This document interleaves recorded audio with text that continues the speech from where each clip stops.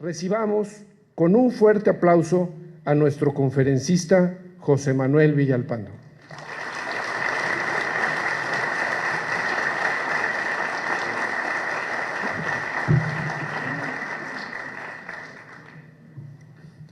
Gracias, muy buenas tardes tengan todos ustedes. Les aprecio muchísimo su presencia, el que hayan tomado estas horas para venir a que platiquemos de historia de México, por supuesto.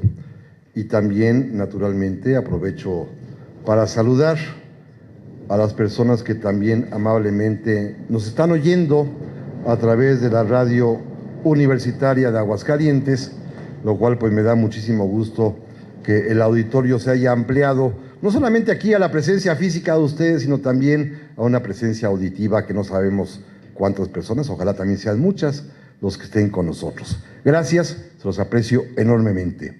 También quiero agradecer, por supuesto, la invitación que me ha formulado para estar aquí esta tarde, primero el Club Rotario de Aguascalientes, con quienes ya tengo una larga y fructífera relación, de apoyar sus causas filantrópicas, sus causas de beneficio común, sus causas en apoyo de los que más lo necesitan, y también, naturalmente, en este caso, ser huésped de esta distinguida Universidad Autónoma de Aguascalientes, por lo cual a sus autoridades se los aprecio enormemente. También quiero agradecer, y no puedo dejar de hacerlo, primero que nada, a quien me trae cada año, Carlos Martínez, a su esposa Victoria, por supuesto, a su familia, a sus amigos, pero hoy especialmente quiero saludar y dedicar esta tarde a dos auténticos personajes que son ya leyenda en Aguascalientes. Ya los mencionó Carlos, pero no puedo dejar de hacerlo porque para mí es un auténtico orgullo y honor que estén aquí presentes. Don Humberto Martínez, gracias don Humberto. Don Alfonso Pérez Romo, muchas gracias.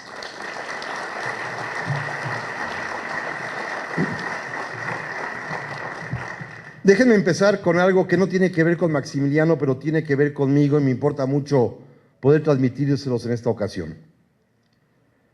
Como muchos lo saben ya, Aguascalientes es una patria chica para mí. Mi padre nació aquí. Mi padre me hizo y me enseñó a amar esta tierra.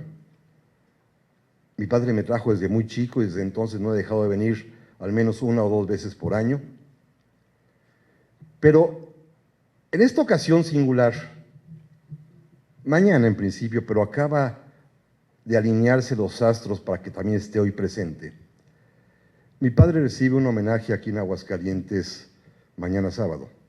Él falleció en el mes de octubre y la familia tuvimos el acuerdo común de donar su biblioteca en materia pedagógica, filosófica y psicológica a la Universidad Panamericana Bonaterra de aquí. Aquí está su vicerrector representándonos el día de hoy, cosa que agradezco. Porque mi padre fue el primer doctor en pedagogía en México, fue un hombre que dedicó toda su vida al estudio de esta importantísima ciencia de educar. Y pensamos que el mejor homenaje que podíamos rendirle es traer sus libros, casi 6 millares de libros, a esta tierra suya, y mañana se va a inaugurar esta sección de la biblioteca en la Universidad Panamericana. Pero hoy también siento que mi padre está aquí entre nosotros por algo que caí en la cuenta cuando llegué y que pude ver en la entrada, cuando leí la leyenda del nombre que lleva este auditorio, Dios ilustre, el doctor Pedro de Alba. Don Pedro de Alba tuvo, entre muchos, seguramente muchísimos amigos, a la familia Villalpando, a mi abuelo, Adalberto, pero recordé de pronto que mi padre me contaba siempre, y mi mamá también, por supuesto, y consta en su acta de matrimonio, que cuando ellos contraen nupcias allá en el año 1954, el testigo que mi padre invita para que dé fe en el registro civil de su matrimonio con mi mamá es justamente el doctor Pedro de Alba. En ese entonces, senador de la República y que seguía siendo amigo de la familia Villalpando, por lo cual, créanmelo, para mí es hoy diría yo en forma un tanto cuanto vulgar, pero símbolo de buen agüero. Estar aquí en el Auditorio Pedro de Alba, que fue el testigo de boda de mi padre, y estar aquí en Aguascalientes una vez más, como siempre lo hago, para justamente mañana honrar a mi padre. Y hoy hablar, por supuesto, ya de Maximiliano. Se acabó el prólogo. Ahora sí, voy a pedir el micrófono inalámbrico porque aquí me siento un poco encajonado. Pero seguimos enseguida. Gracias.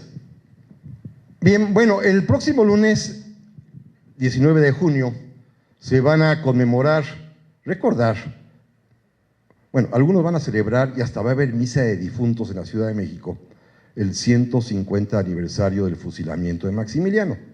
Ya el otro día en el radio ya me burlé porque van a ir, dice la invitación a la misa, es en serio, en San Ignacio Loyola, allá en Polanco, en la Ciudad de México, está convocada una misa a las 7 de la noche de difuntos y dice la convocatoria que hay que ir formal. Es decir, los indios que Maximiliano amó no pueden ir. Es decir, en la Ciudad de México todavía estamos algunos en plena ridiculez, ¿no? Pero bueno, dejemos eso aparte. Pero cumple 150 años de haber sido fusilado allá en Querétaro, en el Cerro de las Campanas. Una historia que todos conocemos, pero es una historia que gusta repetir. Déjenme platicarles un pequeño precedente. Esta historia del Segundo Imperio Mexicano, esta presencia de Maximiliano y de Carlota en México, el que hayan venido de Europa dos monarcas extranjeros, el rubio barbado, ella guapísima de pelo negro, hermosa, a gobernarnos tan jóvenes, tan llenos de ilusión, tan llenos de optimismo, con tan buenas ideas y buena fe para México, es una historia absolutamente romántica, idealizada, y que yo creo, y esto es mi punto de vista, que por efímera, por inútil, por ociosa, porque no trasciende y porque no pasa nada, nos gusta tanto. Nos gusta tanto que, fíjense, simplemente, hasta una obra de arte de valor universal hay sobre el tema. Edouard Manet pintó este fresco, pintó 3 de ellos, son más o menos iguales los 3, representando el momento en que muere Maximiliano, de una manera muy curiosa. Fíjense, observen el cuadro que tiene una serie de características muy singulares. Es la única imagen que voy a proyectar, por lo tanto es lo único que les voy a distraer. Observen primero la barda y hay gente arriba asomada viendo, cosa que no pasó. Había un cuadro de soldados, casi 4,000 de ellos del ejército republicano vencedor, que rodeaba justamente el sitio de la ejecución. Muchos han ido a Querétaro y han visto el lugar, el Cerro de las Campanas, donde hay hoy en día una pequeña capillita, una capilla expiatoria que mandó edificar el propio emperador Francisco José allá por el año 1903-1904. Bueno, ahí adentro, ustedes recuerdan, están 3 pequeños tumulitos, uno con el nombre de Mejía, Miramón, y del lado derecho las M's de Maximiliano. Ustedes lo recuerdan perfectamente bien. Bueno, Manet, por lo visto, no estaba informado y puso a Maximiliano al centro. A la gente atrás mirando, así como si fueran curiosos. Eso es muy singular, ¿no? Muy curioso. Observen a Maximiliano, le puso sombrero de charro. ¿Ya lo vieron? No anda tan errado. Hay un par de fotos de Maximiliano cuando estaba en México, en las cuales sí, en efecto, se retrató con sombrero, una a caballo de charro y otra, no de charro, pero sí de ala ancha, que es la última que le toman en vida aquí en México, en Querétaro, ya en pleno combate. Y bueno, pues a Manet se le hizo simpático imaginarlo con sombrero de charro al ser fusilado. No sucedió así, por supuesto.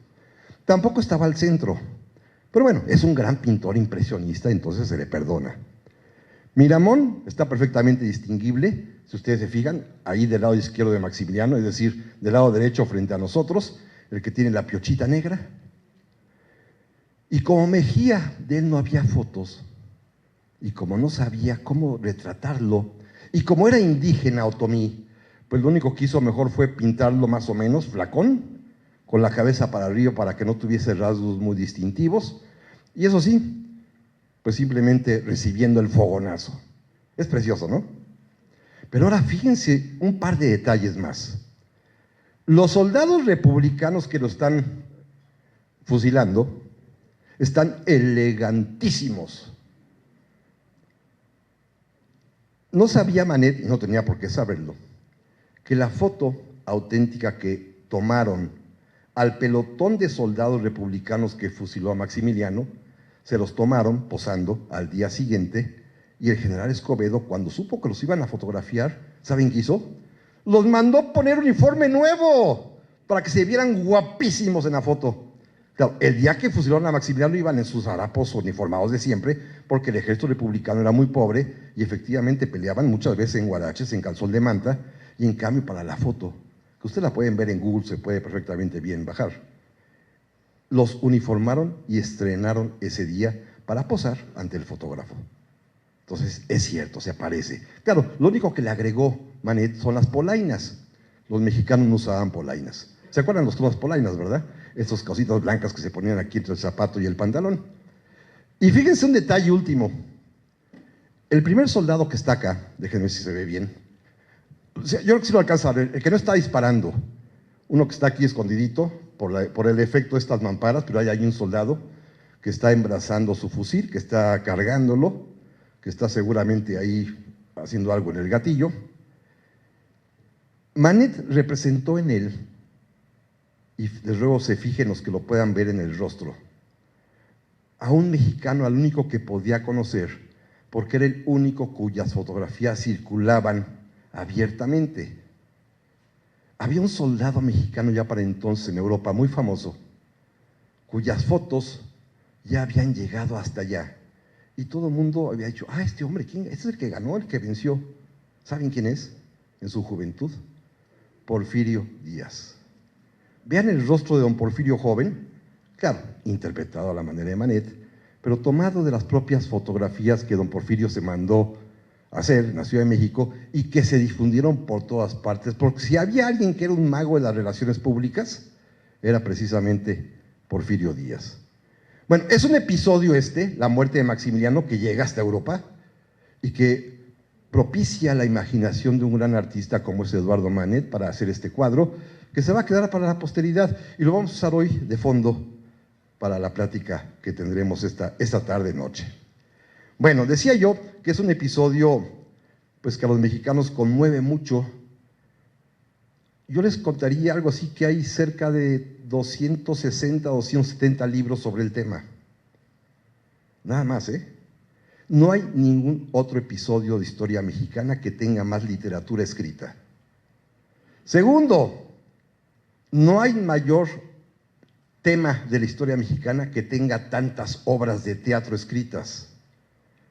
Ustedes a lo mejor llegaron a saber y ver Corona de Sombras de Usigli, por ejemplo, que es una cosa magnífica, maravillosa, o que tenga novelas tan buenas que habrán ustedes seguramente leído, como Noticias del Imperio de Fernando del Paso, quizás la obra maestra de la literatura contemporánea mexicana.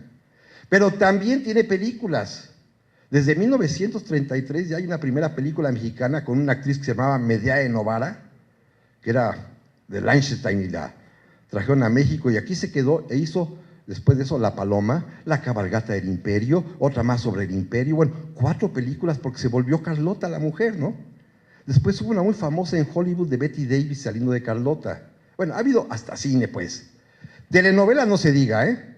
¿Se acuerdan los de mi edad y más grandes? Allá en el 66, 67, cuando sacaron Carlota y Maximiliano en el antiguo Canal 2, que todavía no era de las estrellas, sino solo de Televisión Mexicano, ¿se acuerdan? Con Guillermo Murray y María Rivas.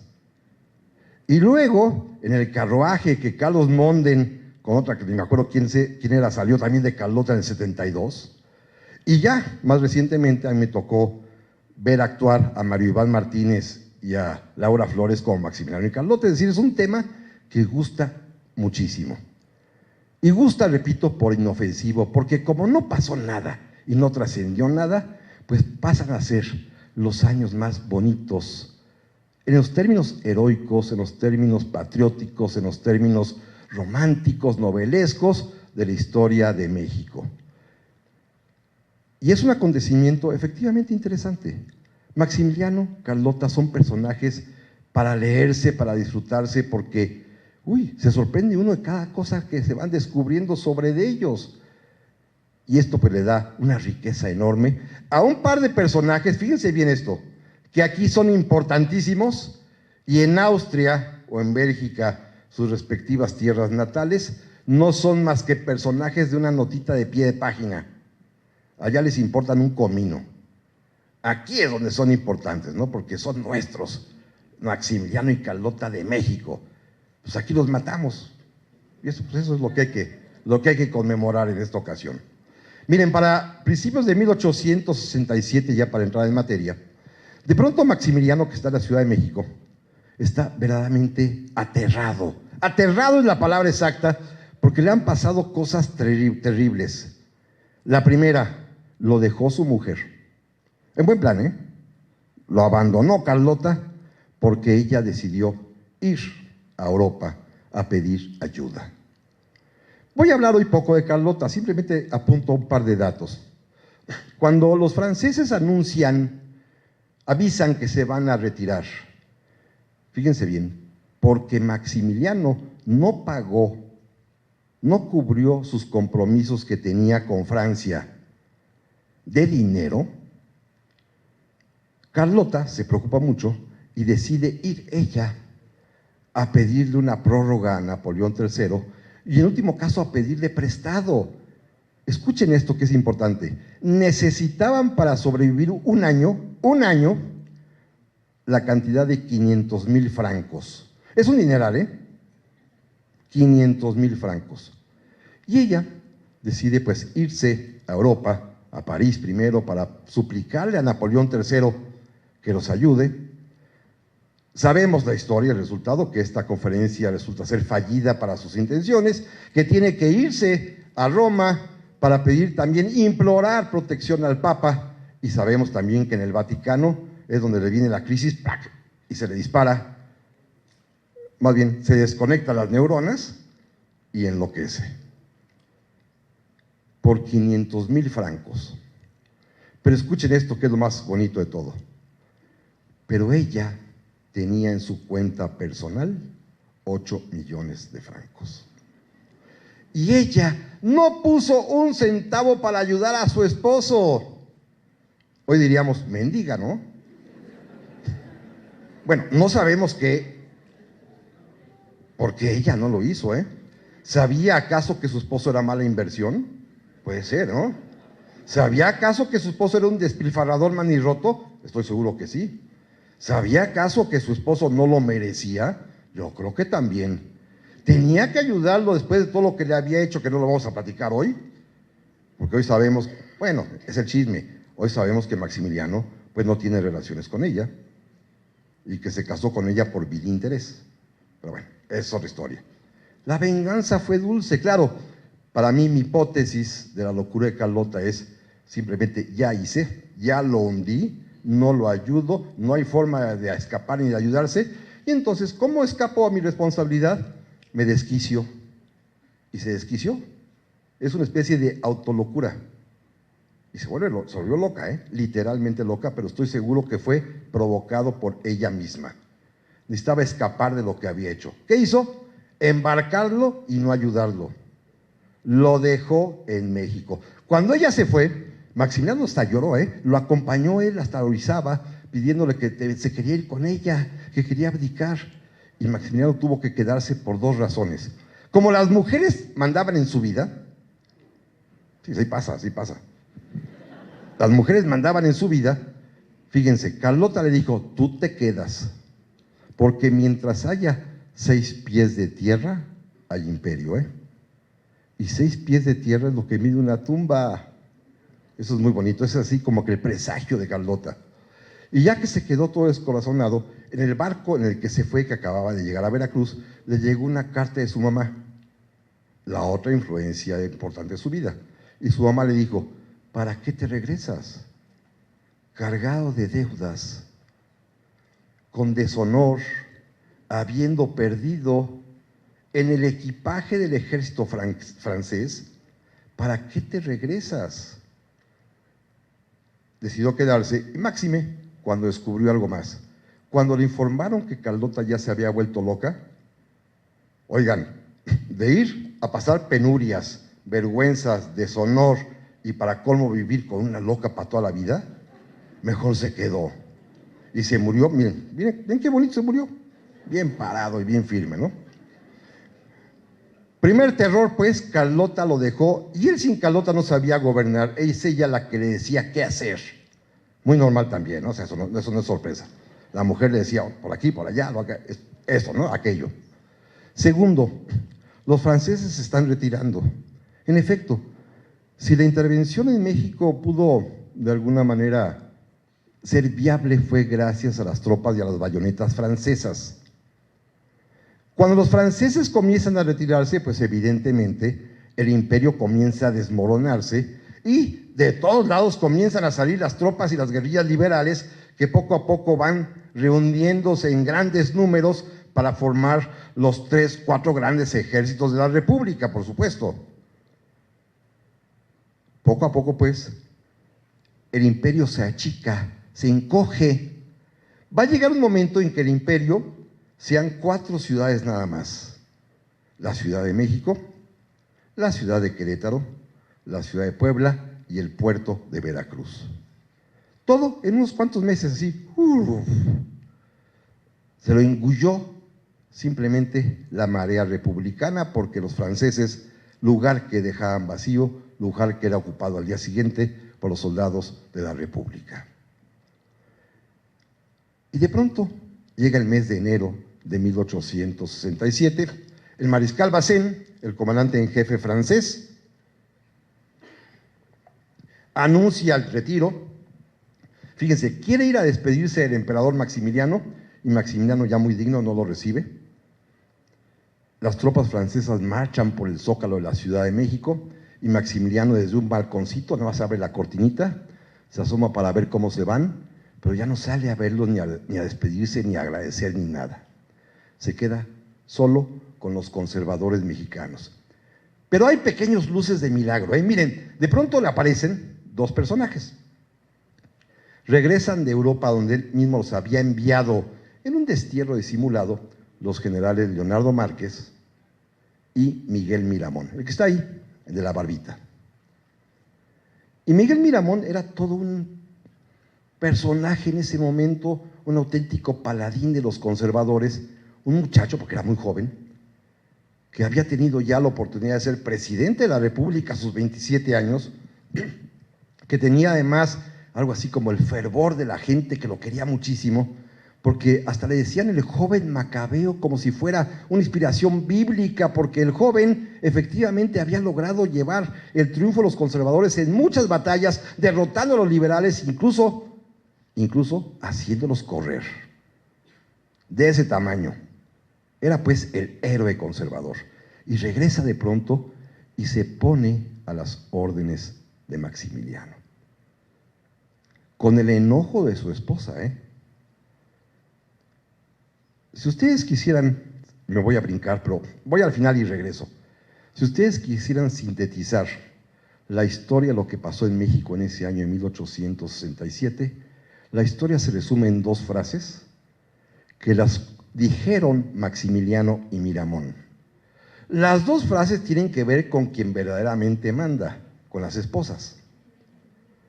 Estando presos, a punto de ser fusilados, en la misma madrugada, cuando se dan un abrazo y se despiden, y que mi Maximiliano le dice: general, qué tarde lo conocí. Y Miramón quiso, para desviar un poco la atención, digo: miren, su majestad, la verdad es que yo estoy aquí con usted, a punto de ser fusilado, porque no le hice caso a mi mujer. Y Maximiliano le contesta: general, no se preocupe, yo al contrario, estoy aquí a punto de ser fusilado porque le hice caso a mi mujer. ¿No es hermoso? Ya acabó la conferencia. No, no es cierto. Es que es el resumen fantástico, ¿no? La tragedia de estos 2 hombres está justamente en haber no obedecido o obedecido a su esposa. Es una tragedia humana verdaderamente dolorosa en ambos casos, pero que representen mucho finalmente lo que es un ser humano común y corriente, que tiene los mismos sufrimientos, agobios, tristezas, alegrías, júbilos, en que está con la esposa a un lado, y la esposa es la que regula y decide y tiene buen juicio. Carlota no lo tenía, evidentemente, pero Concha sí.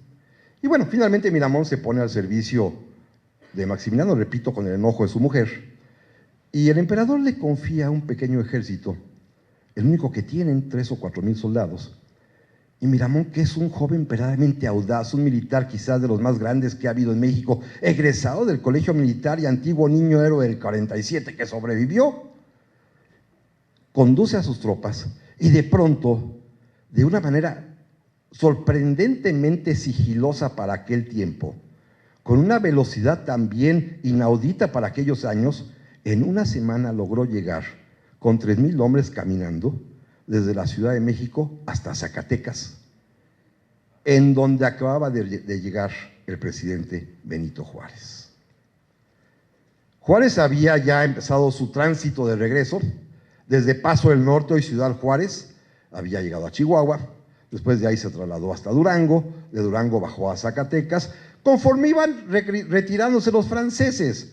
Una vez que ya dejaban el territorio, pues obviamente los republicanos podían ocuparlo, iban abriendo los caminos suficientes y necesarios para que el presidente pudiese ir también internándose nuevamente para bajar rumbo al sur, a ver hasta dónde podían llegar, y llegaron a Zacatecas sin imaginarse que al día siguiente, tempranito, les cayó la sorpresa de Miguel Miramón, y fíjense, el mismo don Benito estaba tan asustado que en la carta que escribe horas más tarde a su yerno le cuenta: por poco le damos un día de gusto a Miramón. 15 minutos más tarde nos hubiese capturado. De no ser por la velocidad de mi carruaje, me atrapan. Y no era un coche de carreras de hoy, era su carruaje de siempre, ese que han visto en Chapultepec, ese negro, la carrocita tirado por caballos. Bueno, Miramón se le fue un poquito el tiempo, ¿no? Algo pasó, perdió un cuarto de hora, suficiente para que Juárez se pusiese a salvo, suficiente para que la República también se salvara, porque en efecto, si lo ha capturado, cambia la historia, y estuvimos a un cuarto de hora que cambiara. Pero finalmente, aunque captura la ciudad, no logró la mayor presa, que era atrapar al presidente de la República. Tiene que retirarse Miguel Miramón y llega justamente a este maravilloso estado de Aguascalientes. Y el día 1 de febrero de 1867, aquí cerquita, en la hacienda de San Jacinto, allí lo alcanza el Ejército del Norte al mando del general Mariano Escobedo, y ahí hay una batalla decisiva que ocurrió aquí, en este estado, hace 150 años. En San Jacinto, el Ejército de la República, el Ejército del Norte, al mando del general Mariano Escobedo, derrota al general Miguel Miramón. Y he podido leer los partes de batalla y el sitio exacto donde se combatió. Fíjense, creo que fue elegido a la mala y con maña por 2 oficiales que se acababan de adherir al ejército republicano, que eran aguascalentenses, los hermanos Pedro y José Rincón Gallardo. Los 2 ricachones, por supuesto, los 2 parte herederos del Marqués de Guadalupe, herederos del mayorazgo este enorme que había medio estado de Aguascalientes y medio estado de San Luis Potosí.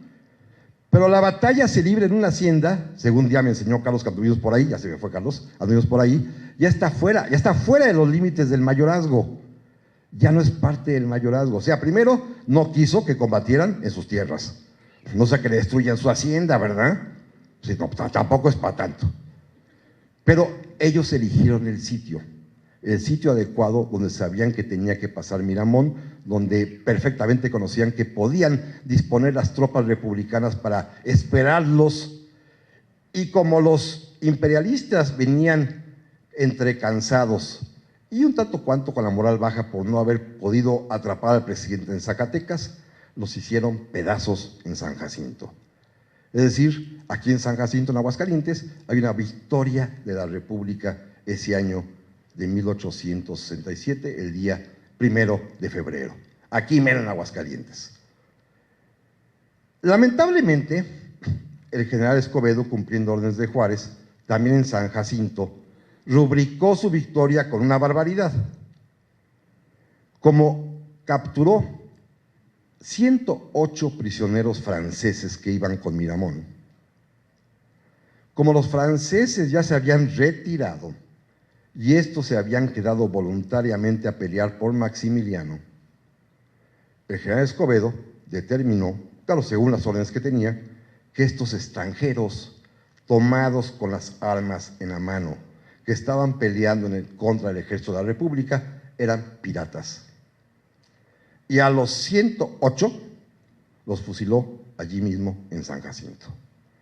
Por ahí debe haber una tumba ahí rara, una fosa común con 108. Si la encuentran, no son de narcos como pasa en todo el país, sino son de franceses de hace 150 años. Porque saben que se confunde, como encuentran en todas partes de estas nuevas.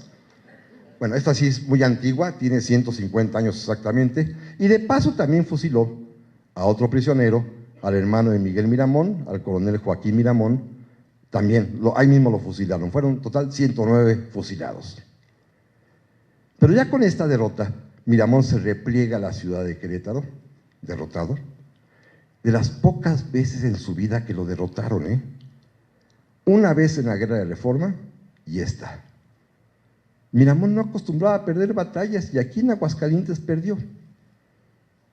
Se repliega a Querétaro y entonces comienza esta historia en realidad. Qué prólogo tan largo me aventé, ¿verdad? Perdón, pero bueno, miren. Pasa algo increíble que solamente pasa en México, fíjense. Ya saben que México es un país muy singular. Los políticos cambian de partido, o los partidos cambian de políticos y se rotan, ¿no? Ahí es para aquí, para allá. Bueno, esto es muy antiguo.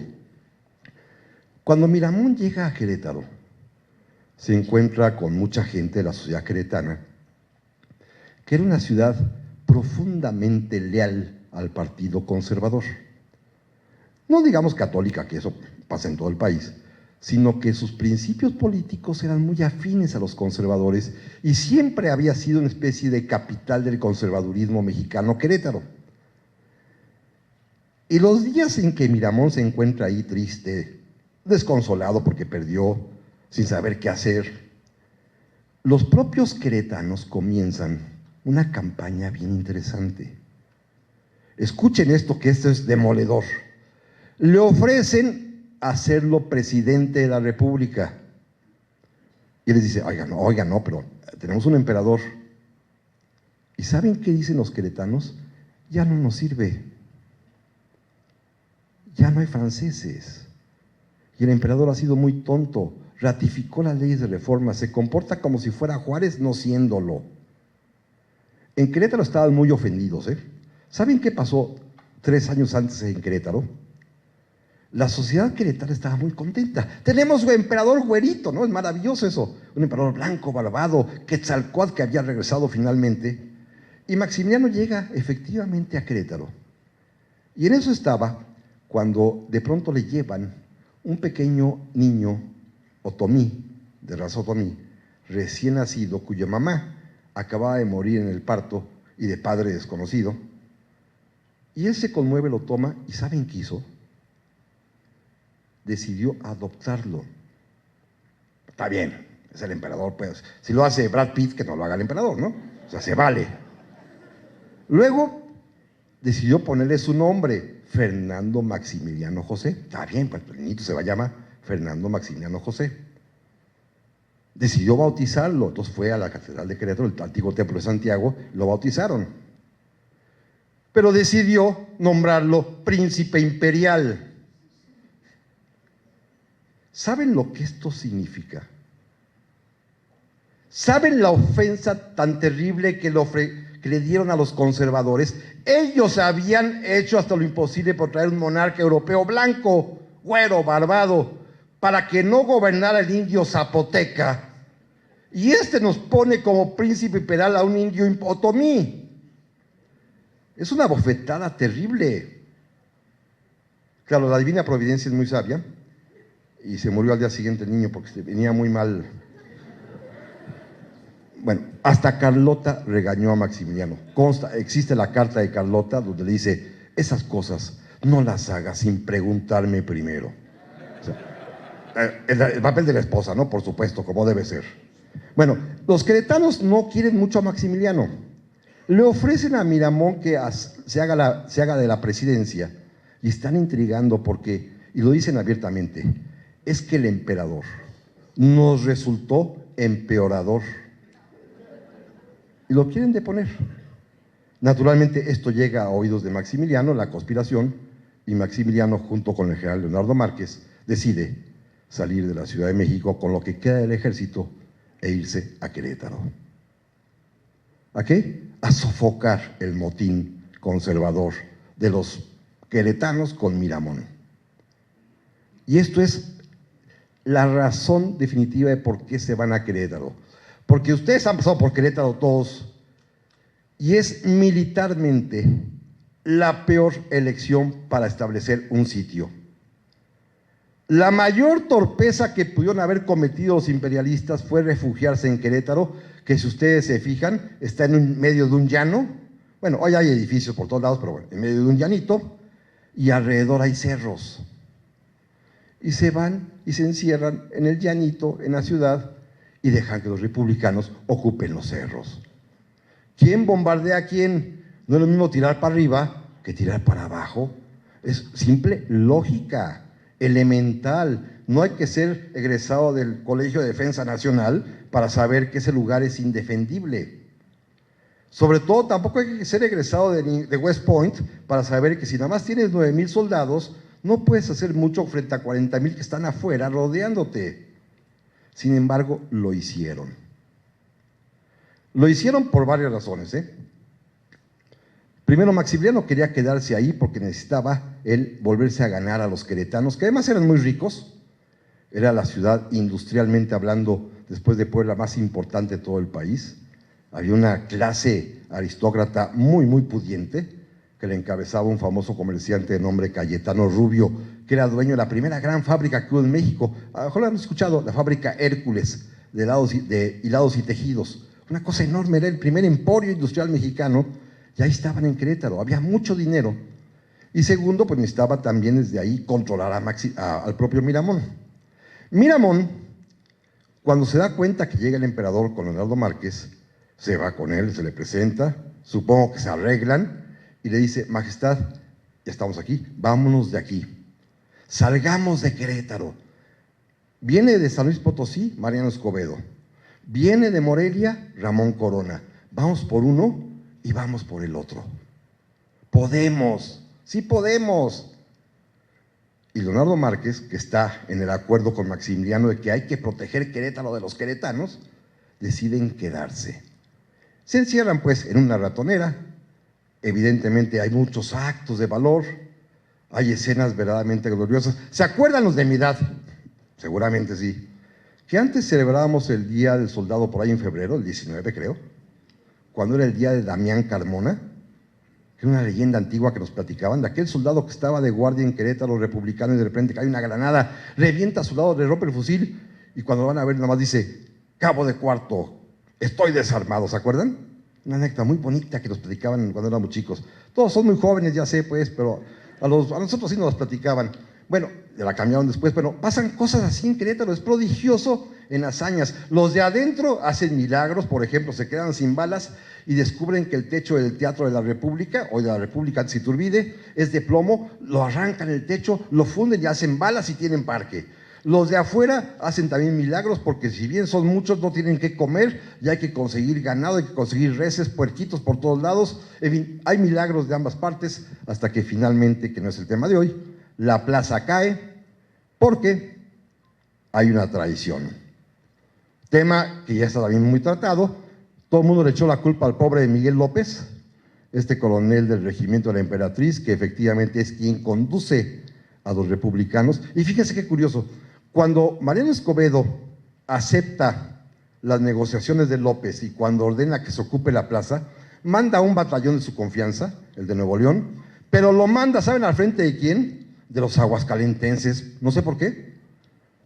José y Pedro Rincón Gallardo son los primeros que entran a la plaza. Hay una razón que no la dice ninguna carta, pero yo supongo.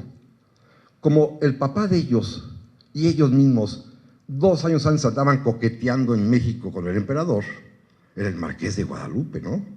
Finalmente pues era un señor de Polendas y de la corte imperial, Escobedo pensó pues, que conocía quién era quién y podían capturarlos, cosa que hicieron exactamente así, y don Pedro y José Ricón Gallardo capturaron a toditos, menos a Maximiliano, que se refugió en el Cerro de las Campanas, y ahí finalmente se va a rendir. Hoy sabemos, nada más para cerrar el tema, que quien ordena la entrega de la plaza es Maximiliano, quien le dice a López que vaya a negociar, porque Maximiliano dice que ya no quiere más derramamiento de sangre, y finalmente pues la plaza cae. Maximiliano pedía que lo dejaran ir, pero no lo dejan ir. Entonces seguramente ahí hubo una negociación, y al momento en que Escobedo dijo no, López dijo no, pues yo te la entrego, pero a mí sí, y López salvó la vida. Están presos.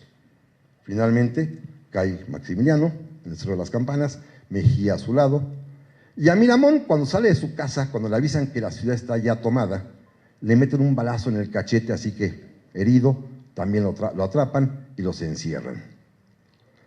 Lo que sigue es uno de los momentos quizás más ilustrados, históricamente escritos, recordados en televisión, en teatro, en cine, en libros de la historia de México, que es esos días que pasó preso Maximiliano. 1 mes y 4 días en los que estuvo preso. Pasan cosas inauditas, Fíjense, para empezar, los encierran en su cuartel general, el Convento de la Cruz. ¿Han ido alguno al Convento de la Cruz en Querétaro? Seguramente, lugares donde hay crucecitas, este árbol que da espinas en forma de crucifijo.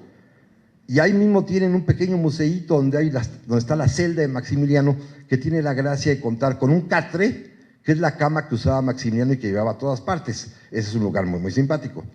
De ahí los mueven, una noche nada más, al centro de Querétaro, al convento de Teresitas. Y aquí pasa algo que es digno de cuento, de horror. El general que lo está trasladando se llama Refugio González. Es un general republicano que en su vida civil era periodista, pero era periodista muy especial. Era el director de un periódico espiritista. Él era médium y creía en el más allá, y estaba medio loquito. Y entonces, escuchen esto que es hermoso, los llevó al convento de Teresitas y les dijo, esta noche van ustedes a dormir aquí. Pero no en el convento, en el sótano, donde está la cripta y las tumbas de las monjas difuntas. Y los hizo dormir a cada uno sobre precisamente el piso donde se veían todas las inscripciones de las personas que estaban allí enterradas, y les dice, hoy van a dormir aquí para que se acostumbren a estar entre la muerte. ¿No es precioso? No, bueno, o sea, esto es mexicano, o sea, totalmente nuestro, ¿no? Eso es patético. Al día siguiente, seguramente estos ya demudados de amarillo los sacaron de ahí y los llevaron finalmente al convento de Capuchinas en el centro de la ciudad, donde hoy hay un museo muy bonito que se llama Museo de la Restauración de la República, y ahí cada uno va a tener sus propias celdas. Fíjense, ¿qué pasa en este convento? Bueno, cosas bien interesantes. Maximiliano tiene como compañía a varias personas. La más importante es su médico particular, el doctor Samuel Bach, que lo acompaña siempre desde los últimos 5 o 6 meses, porque Maximiliano estaba siempre muy enfermo, padecía terriblemente por la comida, por el agua, por el clima, por todo lo que había en México, le hacía un mal espantoso en el estómago, estaba siempre enfermo o de disentería, a veces de tifoidea, total, siempre malito el estómago y siempre, en aquel tiempo no hay WC, siempre cerca de la basílica, que es lo que hay en aquel tiempo. Y en aquel tiempo los conventos no tienen baño como hoy acostumbramos, Entonces imagínense qué espantoso ha de haber sido aquello. Sin embargo, la presencia del médico tiene muchas particularidades. Él mismo escribe sus memorias y cuenta lo que pasó en esos días en que está acompañando al preso imperial que está en Querétaro. Y ahí cuenta, escuchen esto que es tremendo. Primero que efectivamente Maximiliano se la pasó todo el periodo de la prisión enfermo del estómago y con diarrea, todo el tiempo, Y aparte seguramente la mala calidad del aire que había allí, había miles de muertos en Querétaro, entonces debe haberse respirado un ambiente fétido, espantoso, Seguramente así estaban de contaminados los alimentos y el agua que bebían. Recuerden que no hay agua de botella, ¿eh? Esa agüita que sacaban del pozo o de cualquier parte, medio la hervían seguramente y se acabó, si es que la hervían. Pero además también, pues la propia debilidad de Maximiliano, que estuvo mucho tiempo enfermo ya de esto, de sus males estomacales. Y esto le va a permitir a Maximiliano, por recomendación del médico y por petición del propio doctor Bach al general Escobedo, de no estar presente en su juicio. Maximiliano no va a ir al teatro a ser enjuiciado. Irán sus generales Miramón y Mejía, a quienes sí van a sentar en el banquillo de los acusados, pero Maximiliano no, va a ser eximido de ir a sentarse y oír la discusión entre abogados y jueces. Pero lo más importante de todo es que el doctor Bach, con toda inocencia, maravillosa inocencia, nos da a conocer que todos los días, como lo había hecho los últimos 6 meses, todos los días, para tratar de paliar un poco el malestar y la sensación de debilidad que tenía Maximiliano, todos los días le suministraba 2 píldoras de opio. Todos los días Maximiliano estaba drogado. Es decir, alguien que toma opio todos los días, hoy en día le decimos drogadicto, ¿eh? En aquel tiempo, ay, su Max está enfermito. Era diferente, pero todos los días tenía un narcótico adentro. Eso explica muchas cosas, ¿eh? ¿Por qué le daba por soñar tontería y media? Porque decía cosas verdaderamente absurdas. No, nos vamos a ir ya pronto a Austria. No, Juárez no se va a atrever. Yo soy un descendiente de la familia de más linaje del mundo. No se van a atrever. Pues sí se atrevieron. Pero también le dio por soñar. Se puso a regalar cosas que no tenía. A su secretario le regaló un yate. Pero no había tal yate. Eso es fantástico. Hace una carta testamentaria diciendo que a José Luis Brazo, secretario, le toca el yate Ondina. No había. O sea, se pone a figurar, a imaginar cosas. Pero también se la pasa todo el tiempo acostadito, relax, buena onda. Sí, está drogado. Y esto es bien, bien interesante. Y por supuesto, esto no se dice mucho, ¿no? Max es una figura muy romántica. ¿Cómo que era drogadito? No, pues sí era. A lo mejor no fue por querer, ¿eh? Fue porque se lo impusieron los médicos para tratar de ayudarlo a sentirse mejor, pero finalmente lo tuvieron medio año drogado, ¿eh? Esto sin ni qué ni qué. Eso lo hacía sentir más a gusto, seguramente, y no extrañar a Carlota. Lo acompañaban también, fíjense, porque solito. Era monarca, pues. ¿Se acuerdan de la película esta de Downton Abbey, la serie, donde ha visto todo el mundo? Bueno, los criados, el ballet, bueno, eso les ponen hasta el saco, le hacen el nudo de la corbata, cosa que a mí me falta, mi familia no me la hace.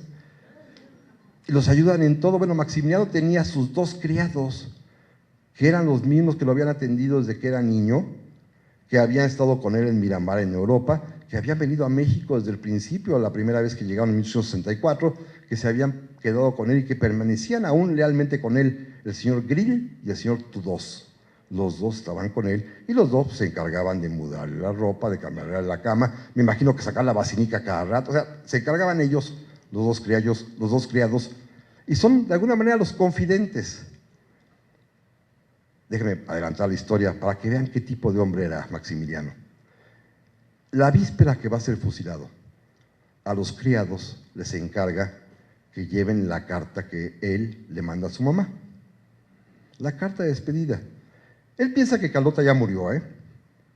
Estaba tan loca que ya murió. O sea, a Carlota ni se inmuta, ni le manda carta, ni nada. Le manda la carta. Pero le manda también a su mamá un anillo. El anillo que traía en la mano. Se lo manda y le dice, este anillo es para mi mamá. Y la carta dice lo siguiente, mamá, te mando el anillo que usé todos los días de mi vida. Está bien, ¿no? Que contiene en su guardapelo, ¿se acuerdan? Había unos anillos cuando éramos chicos que los viejitos tenían, y de mi abuelita tenía por ahí una, que tenían con una capsulita que se abría, y ahí se podían guardar cositas, un retratito, alguna cosa. Bueno, este era un anillo guardapelo, y dice Maximiliano, que contiene el cabello de la bienaventurada y amada mía, María Amelia de Sajonia, su primera novia. Es precioso. toda la vida, según está confesando, lo usó el anillo que contiene el pelo de la muchacha que amó y que se le murió cuando eran chicos. ¿Y Carlota qué habrá pensado? Entonces, si saben ustedes esto, y Carlota sabía que había en ese anillo que su marido tenía todos los días puestos en su dedito, obvio, no pongo un peso, ¿verdad? O sea, friégate. O sea, traes toda la vida el anillo en la otra, con el cabellito de la muerta. Yo soy tu esposa y no me pelas. Pues, ¿sabes qué? Pues te hundes, ¿no? Entonces, ¿ya vieron cómo se cerró el círculo? Es fácil, ¿no? Es fácil entender a Carlota. El otro era un infeliz. Y la hizo infeliz, además. Bueno, están grilitudos. Miramón, en cambio, está con su esposa. Llega su esposa de la Ciudad de México, doña Concha Lombardo, estará con él todo el tiempo. Sin embargo, el propio Miramón la va a alejar. En los días del juicio, cuando ya se escucha la condena y saben que van a ser fusilados, Miramón, con la ayuda de Maximiliano, deciden alejar a Concha, porque Miramón no quiere que su esposa vea la ejecución. Aparte era una mujer muy decidida y seguramente iba a estar ahí en primera fila. Ni tampoco quiere que sea ella la que recoja su cadáver agujerado y sangrentado. Entonces la mandan a San Luis Potosí para que sea ella su vocera, su conducto, su representante, para implorarle al presidente Juárez por su vida. Entonces la van a alejar. En cambio, Tomás Mejía está también allí con su esposa. Que esto es un caso hermosísimo. Tomás Mejía, que es indio tomí también, tiene una vida muy tormentosa, porque nunca se casó, nunca le dio tiempo, hasta que finalmente en Querétaro, un año antes, encontró a una mujer, él era queretano también, se casa con ella, que es una jovencita también otomí. Y cuando está preso, este último mes de vida, antes de ser fusilado, la muchacha ya dio a luz un mes antes y tiene un niñito de 2 meses de edad. Lo tiene en sus brazos el mes entero en que está en prisión y dejan inclusive que la esposa se quede allí con él. Esto es maravilloso, ¿no? Enternecedor. El viejo soldadón con su niño en los brazos, todo el tiempo, y con su mujer, y él además muy enfermo. Va tal cual, estaba enfermísimo. Él, que era un soldado de caballería, no podía montar a caballo. Tenía hemorroides. En aquel tiempo le decían almorranas, así de feo. Y pues ni modo, no se operaba ni nada. Entonces, pobre hombre, sufrió lo indecible.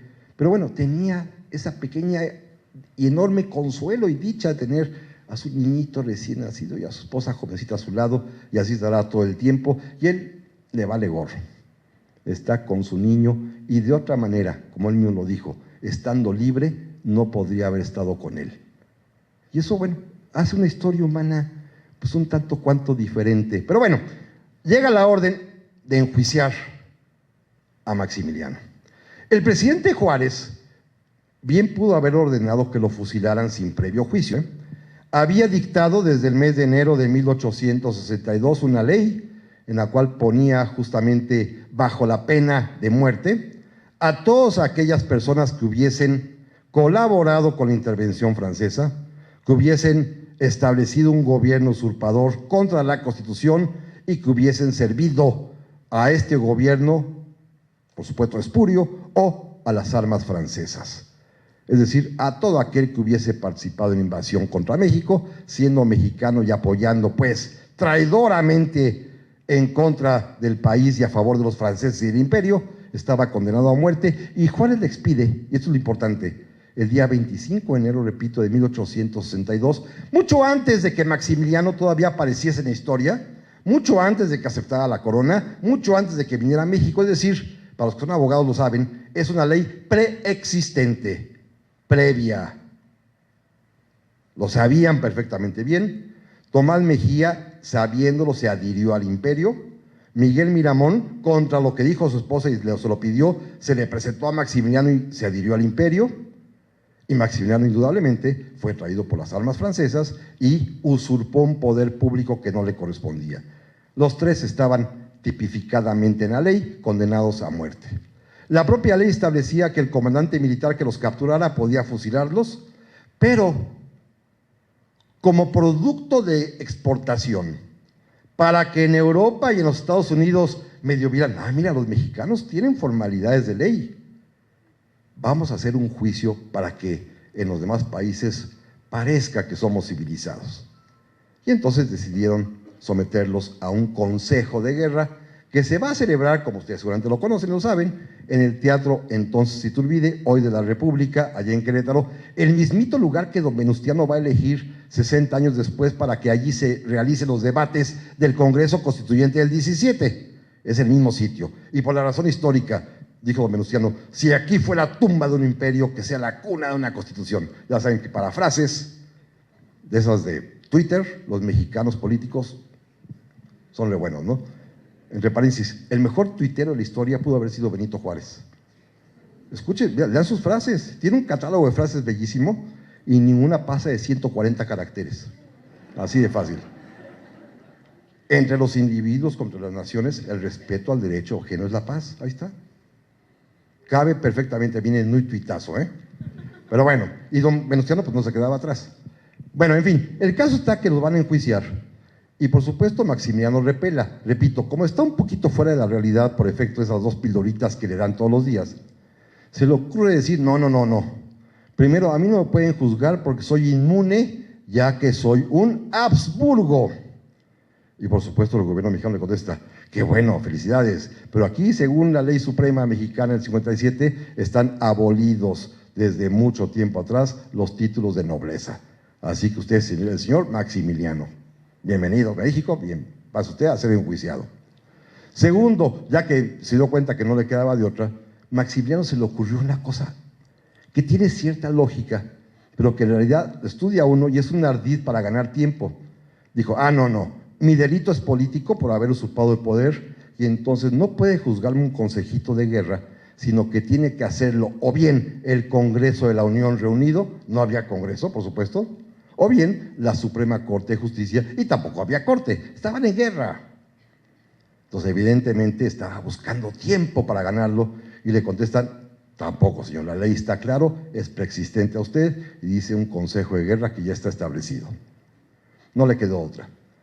Y entonces, acontece otra vez esta historia de los mexicanos que somos a veces inverosímiles, pero a veces también de una generosidad notable.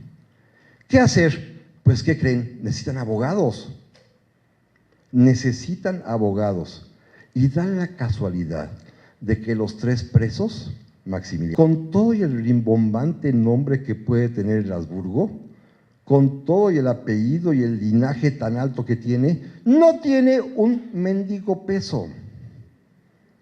Bueno, va a llegar al extremo que va a pedir fiado para que embalsamen su cadáver. Y nunca le van a pagar a que embalsamó, por supuesto, pero tiene que pedir prestado para que embalsamen su cadáver, porque no tiene un centavo. Agencia, Maximiliano pidió ayuda y el mejor abogado queretano, don Jesús María Vázquez, se presentó, aquí estoy para servirlo, porque usted merece una defensa. Y era liberal. Segundo, Miramón necesita también un abogado. Hay un abogado en Querétaro, el licenciado Antonio Jáuregui, se presenta, yo lo ayudo. Y Miramón se espanta. Oiga, pero usted no... A ver, señor general, yo sé que usted fusiló a mi hermano, pero usted necesita un abogado. Fíjense qué tamaños de hombres. Jáuregui es hermano de uno de los mártires de Tacubaya, que fue fusilado por órdenes de Miramón. Y a pesar de eso decide defenderlo y es de las todas quizás la mejor defensa. El abogado no le importa ese precedente ni tiene rencor contra él, sino que es un hombre que necesita su ayuda legal. Y Tomás Mejía tiene como abogado quizás al maestro más ilustre queretano, que hoy hasta calle tiene en el propio centro, don Próspero Vega. Y se dan cuenta que los 3 son muy buenos abogados, los 3 son locales, pero se dan cuenta que no basta, que requieren, ya saben lo que pasó en este país, ¿no? Como es que los buenos están allá, hay que buscarlos en la Ciudad de México, y se traen a los 3, así, top de la Ciudad de México, que los 3 son liberales también. El licenciado Ortega, Jesús Ortega, el licenciado Rafael Martínez de la Torre, y, sobre todo, el mejor abogado de México entonces, don Mariano Riva Palacio. el papá de Vicente Riva Palacio, que es general en el campo enemigo, el hombre que además es el yerno de Vicente Guerrero. Ustedes saben que Vicente Riva Palacio, el general, es hijo de don Mariano y nieto de don Vicente. Don Vicente Guerrero tuvo una hija, Guadalupe, que se casa con don Mariano. Es decir, es un hombre de prosapia liberal total, y los tres deciden, vamos con todo gusto a ayudar. ¿Cuánto cobran? Nada. Se trata de hombres que necesitan ayuda, para que haya un juicio, para que haya defensa. Y claro, los tres van a ser derrotados finalmente, todos en general el conjunto de abogados, pero la buena ley se nota, Cuando don Benito se entrevista con ellos después de muerto Maximiliano, les dicen, oigan, me dio pena, pero a ver, señor presidente, fue un buen trabajo lo que hicimos, estos hombres no podían morir sin una defensa. Y se acabó. Lo único que recibieron, eso sí, que el emperador Francisco José, años después, se acordó y les mandó a cada uno una vajilla. Bueno, por lo menos ya tenían una vajillita con un monograma y muy bonito. Cada uno recibió su cajita de vajilla vienesa, por lo menos, ¿no? A lo mejor llegaron algunos platos rotos por el barco, pero la recibieron finalmente. En cambio, a estas eminencias jurídicas, a estos hombres de gran saber, don Benito decide enfrentarlos con un joven fiscal,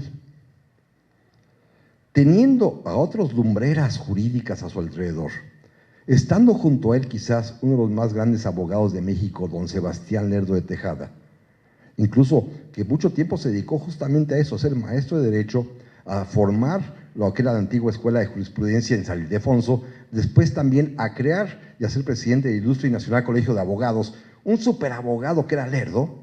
A él no lo manda, decide mandar a un muchachito de apenas 28 años de edad, abogado, sí, a quien le da el grado de teniente coronel, que se llama Manuel Aspiros. Porque Aspiros es un chico de estos que les funciona y redacta la acusación de tal suerte que es irrebatible. Hace coincidir las conductas de los tres acusados justamente con los tipos penales que trae la ley y demuestra claramente que Maximiliano supo el poder público, sí. Que Miramón obedeció, sí, fue a Zacatecas, ¿no? Que Mejía obedeció, sí, peleó por el emperador. ¿Cuál es el problema? Los demás estaban ahí argumentando que sí, a lo mejor que sí, que si no. Aspiros, en un documento de 40 paginitas, expuso el argumento definitivo, que es irrebatible. Los tres eran culpables. ¿Y Juárez tuvo esta visión enorme? ¿A quién le confió? Pues solamente un chico audaz. Si se lo entrega a alguien mayor capaz de que entre en negociación o que capaz que es amigo de Riva Palacio, que no tenía respeto por nadie, por chamaco, es el fiscal y es un muchacho brillante que gana la causa. La tenía ganada de antemano en realidad, pero necesitaban un argumento jurídico, repito, de exportación que pudiera leerse en todas partes y demostrarse que efectivamente los tres eran culpables, y lo consigue perfectamente bien. Los jueces, este es un caso muy singular, el general Escobedo eligió a 6 capitanes y a un teniente coronel, que también era abogado y muy ilustrado, Platón Sánchez, pero son jovencitos también. ¿Por qué los eligió de esa edad? Porque eran los que habían peleado y vivido. Eran los cuyas familias habían sido perseguidas, algunos muertos de sus hermanos o sus padres, de los que habían vivido toda la contienda, habían estado en campaña los 3 años y habían sufrido lo que se sufre justamente un soldado que va en guerra. Los eligió a ellos y, por supuesto, la condena pues estaba dictada ya de antemano. Los condenaron a ser pasados por las armas. Pasan cosas muy curiosas. Maximiliano, repito, nunca va al juicio, él se queda en su camastro ahí postrado, en estado así, hoy diríamos pachecón, así contento. Miramón y Mejía sí están presentes, sí les toca escuchar todo el debate, y finalmente, bueno, la sentencia es irrebatible, y el día 16 de junio, los condenan a ser ejecutados. Pero, y aquí vienen las siguientes historias que ahorita voy a concatenar, ocurre una cosa muy extraña. Sin que se lo pidieran, el presidente Juárez otorga a los 3 condenados 3 días de gracia. Es decir, pospone la ejecución el mismo día en que fueron condenados hasta el día 19. Esto ha dado lugar a 1000 conjeturas que ahorita voy a abordar alguna de ellas. Pero cuando reciben el telegrama en Querétaro de que hay esta prórroga, es cuando Miramón decide mandar a Concha. Aprovecha, a ver, vete para allá y a ti te voy a deber la vida. Y Concha no quería, pero bueno, la convence a matar a Maximiliano, se va a San Luis Potosí y se libra de ella, en el buen sentido de la palabra, para que no sufra al momento de verlo caer atravesado por las balas. Maximiliano se enoja y dice, no, yo ya quería morirme. No, pues sí, para él bien fácil, pues acá estando contento, pues sí, dijo, yo ya me había despedido de la vida. Sí, pues hombre, ya, al fin estaba solo. Mejía hasta se puso de rodillas para agradecer a Dios la oportunidad de estar 3 días más con su esposa y con su niño. Es decir, son conductas, pues, reacciones diferentes al mismo hecho. Pero entonces ocurren cosas muy simpáticas. Miren, vámonos a San Luis Potosí. Dejemos a los presos ahí todos preocupados. Y en San Luis Potosí pasan esos 3 días cosas bien interesantes. Primero, llega Concha Lombardo, la esposa de Miramón, echa todo un mar de lágrimas, una tragedia, se tiene que enfrentar a Lerdo. Lerdo, hijo, no puede ni con su alma. Lerdo quiere ayuda del presidente. El presidente dice, no, yo no la veo. Presidente, pero se ayude. No, viene a ver usted. Yo no. Juárez decide no recibirla. No puede con esta mujer. La mujer está hincada de rodillas en la puerta del despacho presidencial y el presidente no le abre. Y es Lerdo el que tiene que enfrentar el trance y ni modo. Esos días también llegan las famosas cartas de Víctor Hugo, el famoso escritor francés, y de Garibaldi, el famoso militar y guerrillero italiano, en las que le piden a Juárez justamente por la vida de Maximiliano. Y Juárez tiene que contestar a ambas que no. Pero escuchen este episodio que es el más bonito de todos. También llega a San Luis Potosí una mujer que estaba guapérrima, la princesa Agnes de Salm. Tengo que hacer un paréntesis para platicar su historia. Esa es una mujer que era actriz de circo, malabarista, equilibrista y hacía todo tipo de suertes arriba de los caballos. Se ponía cabeza, brincaba, bailaba. Era cirquera. Y debe haber estado muy guapa seguramente porque en Nueva York, en el lugar donde vivía y nació, conoció a un alemán, el príncipe de Salm, que se enamora perdidamente de ella. Ya saben cómo son los príncipes, ¿no? Les gustan las arqueras. Bueno, hasta el rey de España se fue con una y ya por eso dejó de ser rey, ¿no se acuerdan? Que se fue a cazar a elefantes. O sea, los enloquecen las arqueras, ¿no? El príncipe de Salm es un prusiano que había huido de Europa, porque en Europa en aquellos años, escuchen esto, las deudas civiles se pagan con la cárcel. Cuando alguien no cubre sus deudas, a la cárcel. Y el príncipe de Salm pertenecía a una generación de chicos alemanes que les dio por gastarse su dinero. ¿Saben en qué se lo gastaban? No crean que en mujeres ni en bebida, ¿eh?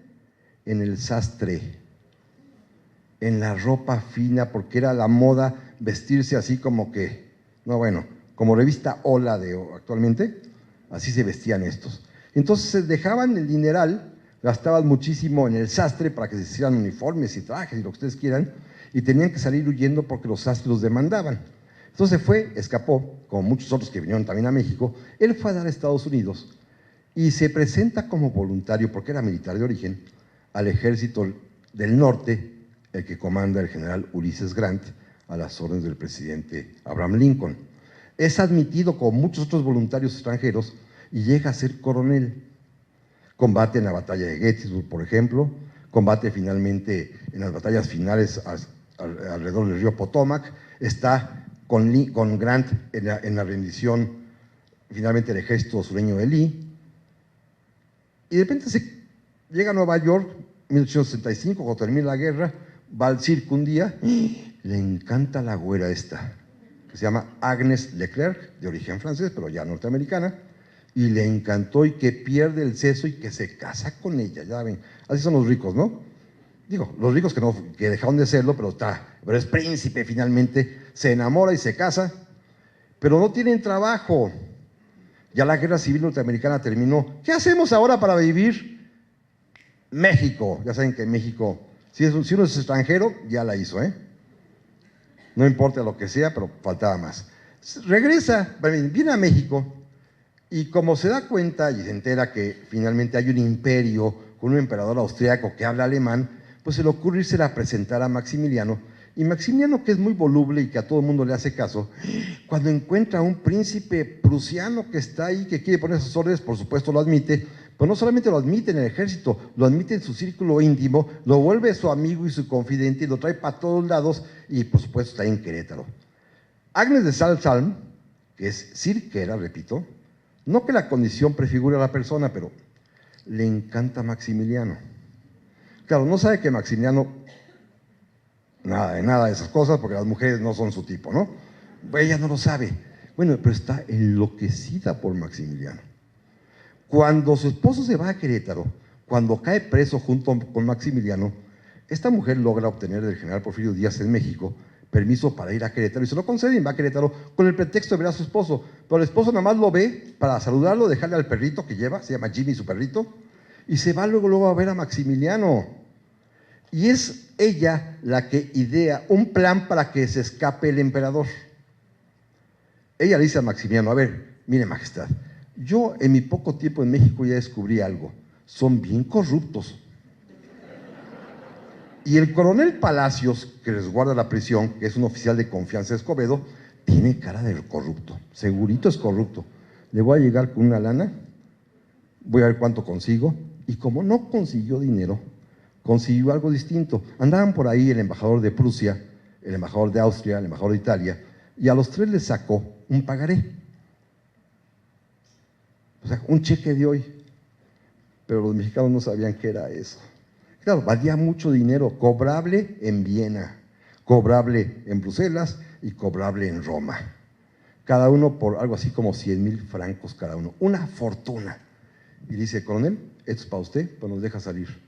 Y el coronel Palacios, no sé si se hacía un cepato o no, es un papel y lo aventó.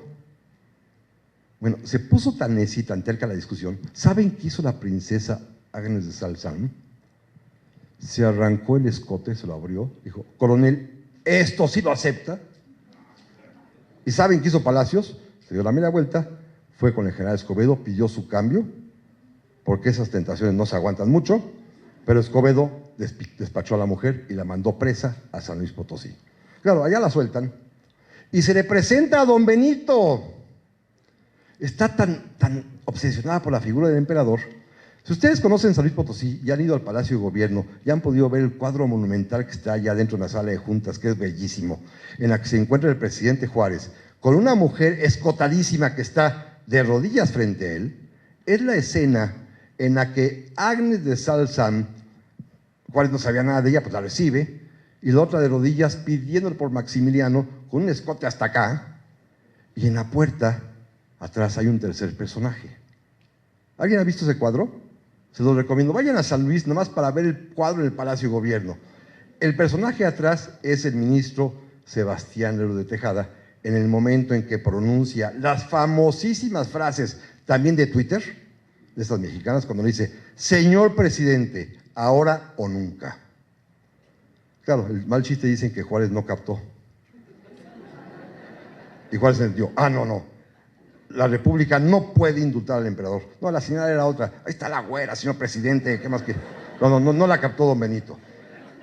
Pero el caso está, pues, que esto pasa en San Luis Potosí. Estos 3 días llegan las cartas de Víctor Hugo, de Garibaldi, está Concha Lombardo deshecha y que no es recibida por Juárez, está la locura de la princesa Salm-Salm, que sí logra ver al presidente Juárez. Todo esto pasa en San Luis Potosí. Los propios abogados Riva Palacio y Martínez de la Torre también se trasladaron para allá, hablan con Lerdo, hablan con Juárez, no se obtiene el indulto y definitivamente la sentencia se va a cumplir el día 19. Jalo un pequeño hilo de tiempo. Estos 3 días de tiempo son la sospecha de mucha gente, que ahorita platicaré, si ustedes me lo permiten al final, de esta teoría desquiciada que circula y que ahorita les demostraré que es falsa, de que Maximiliano sobrevivió y de que se fue a vivir a un país en Centroamérica. Algunos de ustedes la han escuchado seguramente, ¿no? Bueno, ahorita la demostraremos que no. Porque entonces dicen que estos 3 días fueron el resultado de una conjura masónica que le pide a don Benito que, como no puede ejecutar a un hermano masón, en esos 3 días se negoció la escapatoria. Ya veremos que no. Me regreso al tiempo. Regreso a Querétaro y regreso a esa madrugada ya del día 19 de junio de 1867, o sea, pasado mañana hace 150 años. A las 5 de la mañana los despertaron, a los 3, cada uno en su celda. Cada uno en su celda se confesó, había un sacerdote para cada uno. A los 3 juntos los reunieron en el pasillo, escucharon misa a las 5:30 de la mañana más o menos. A las 6 los sentaron a desayunar, a los 3 juntos. Les dieron desayunar pollo, nada de huevito, neto, no, pollo. O sea, desayunar pollo en el último día de vida, como que, a menos de que lo hayan pedido ellos, ¿no? Capaz que uno lo pidió como última voluntad, no sabemos. Pollo y vino con agua. Les daban vinito rebajado con agua. No había refresco ni juguito de naranja, por supuesto. Les daban su vinito, quizá también para que les ayudara. Tomó sus pildoritas Maximiliano, o sea que llegó, por eso llegó, échensela. Faltaba más, ¿no? No, imagínense, ¿saben qué es lo primero que dice Maximiliano? Que se ve que iba bien. Los otros dos salen abatidos y Maximiliano sale y dice, en un día sí quería yo morir. No, bueno, pues, o sea, este cuate traía algo adentro, me queda claro, ¿no? O sea, no sentía nada. Bueno, el caso está pues que desayunan juntos. Ahí es cuando sucede este diálogo que les dije al principio, cuando Miramón, Maximiliano dice, oiga, lo conocí muy tarde, y el otro dice, no, pues estoy aquí por no hacerle caso a mi mujer, y yo por hacerle caso a la mía estoy en la misma, ¿no? Esto sucedió en ese momento. Luego los sacaron a cada uno de ellos, a los 3, y a cada uno lo treparon a un coche de esos de caballos, acompañado del propio sacerdote que los había auxiliado, y pasó una escena verdaderamente dolorosísima, porque Maximiliano sale el primer coche, Miramón el segundo, y en el tercero suben a Tomás Mejía, que lo separan de su esposa y del niño, y la esposa, verdaderamente una desesperación tal, se toma o se detiene la rueda del coche, estas ruedas de carruajes que tienen radios de madera. El coche arranca, la mujer no se suelta, se le atora el rebozo y la arrastra el coche con todo y el niño y ella acaban lastimadísimos y golpeados por las piedras de la calle, porque todavía estaban esperando verlo, y el pobre general Mejía más por la ventanilla mirando a su esposa en el suelo. Ese es quizás el momento más doloroso, más terrible. Para que lleguen media hora después al Cerro de las Campanas, porque la orden era que a las 7 en punto de la mañana fueran ejecutados. Ahí Maximiliano, cuando dice esta frase, en un día tan hermoso como este quería yo morir, los llevan al centro, a donde están ya preparadas las señales donde van a ser ejecutados, y Maximiliano es cuando tiene ese gesto de caballerosidad de dejarle el lugar de honor del centro a Miguel Miramón, diciéndole, general, un valiente debe ser honrado hasta por los monarcas, y le cede el lugar de honor, Miramón al centro.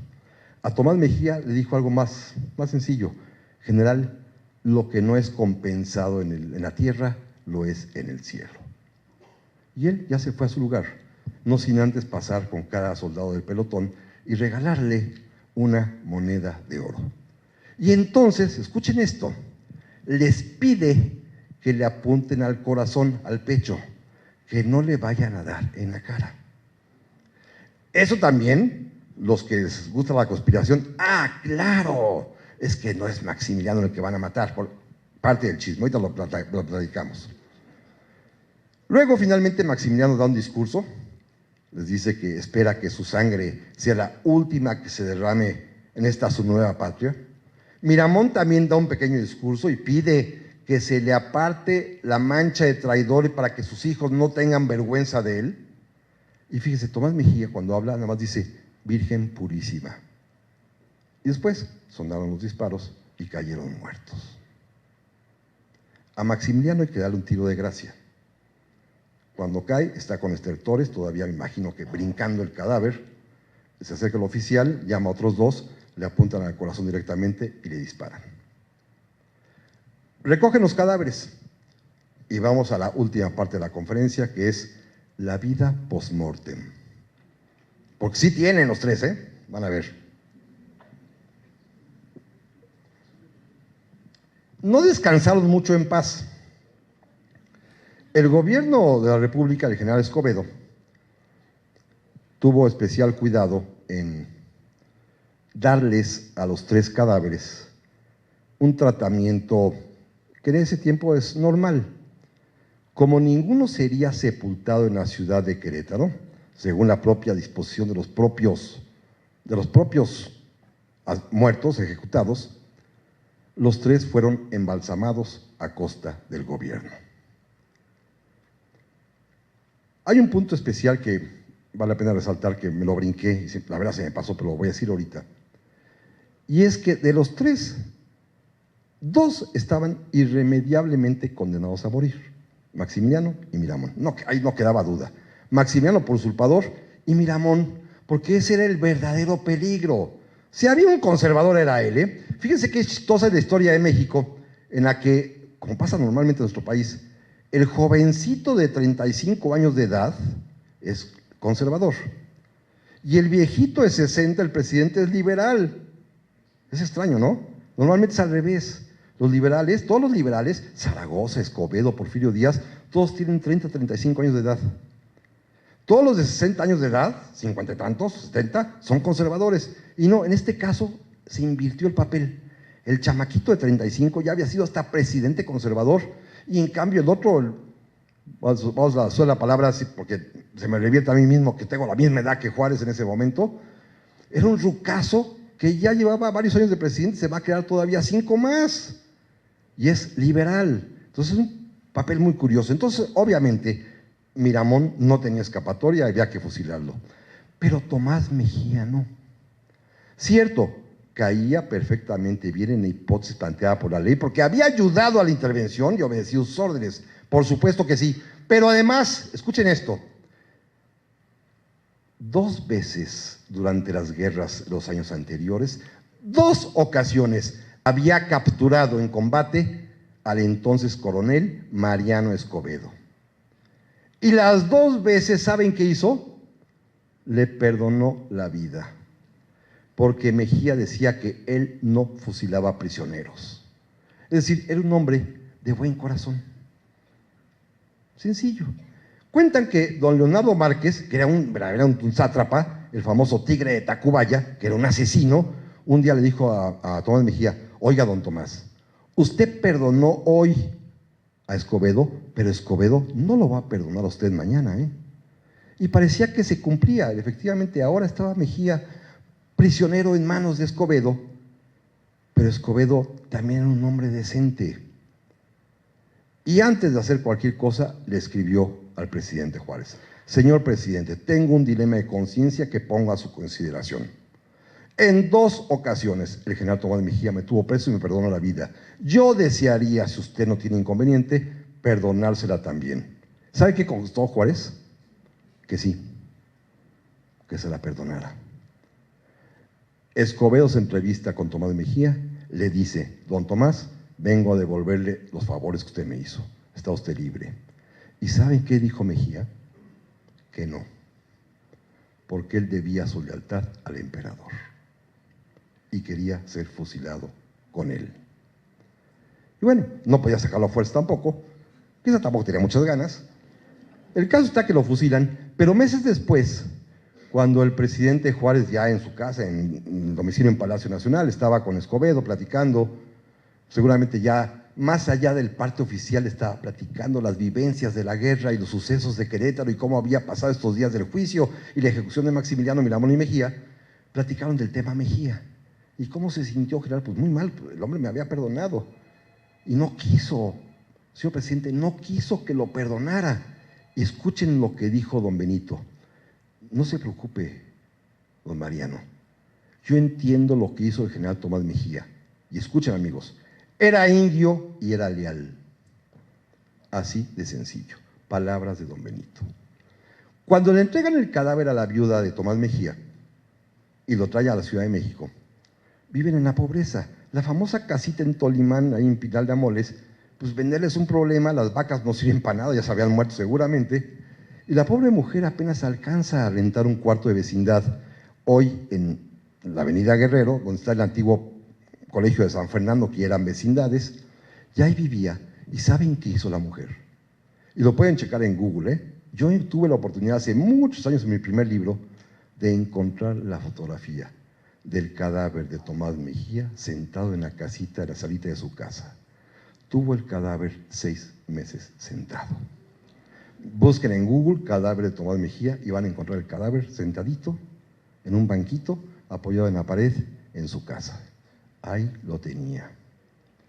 Cuando el presidente Juárez se entera de que la viuda tiene el cadáver allí, como sabe la circunstancia de la pobreza, pero sabe además también lo que le ha platicado Escobedo, de que no quiso ser perdonada la vida, es el presidente Juárez el que paga la tumba de primera calidad en el Panteón de San Fernando, en la Ciudad de México, donde está actualmente. Y un día que vayan a México, vayan al Panteón de San Fernando, véanla, Tomás Mejía. Ahí está la tumba, pagada por el propio presidente Juárez, que se conmiseró de lo que estaba pasando esa pobre mujer. Y él, a su vez, becó al niño en una escuela pública, con manutención y todo, y años más adelante, por encargo del propio Juárez, el general Porfirio Díaz, cuando el niño fue mayor de edad, ¿saben qué hizo?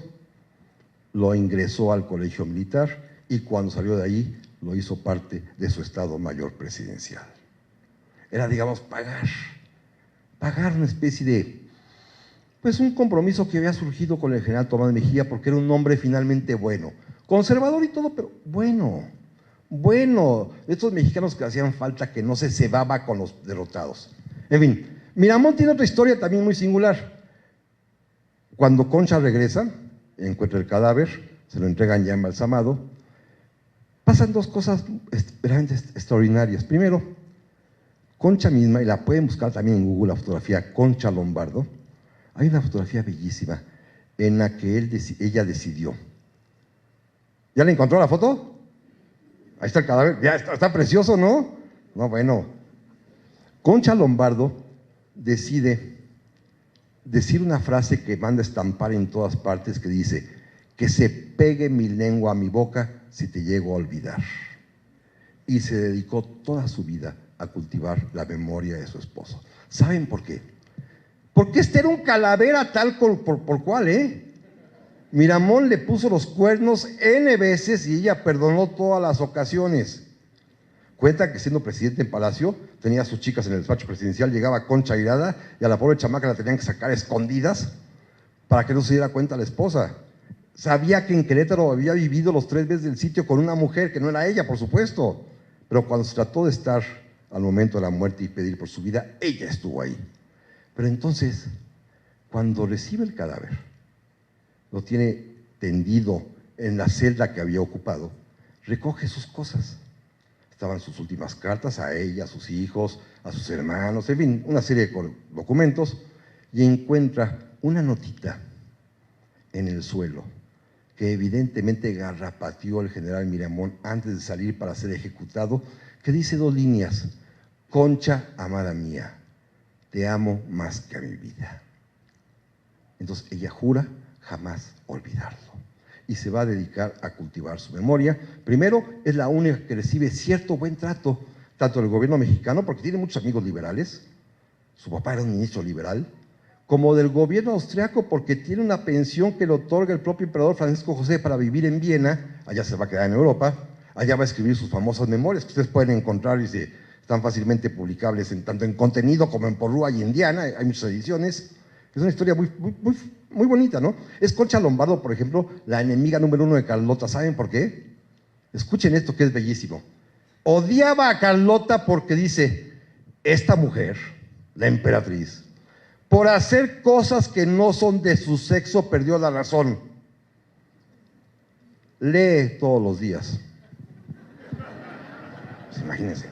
Es la visión mexicana de aquel tiempo, ¿no?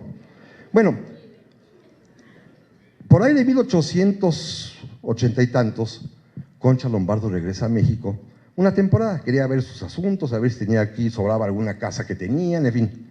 Sobre todo su familia, porque su papá ya había muerto, había heredado, en fin.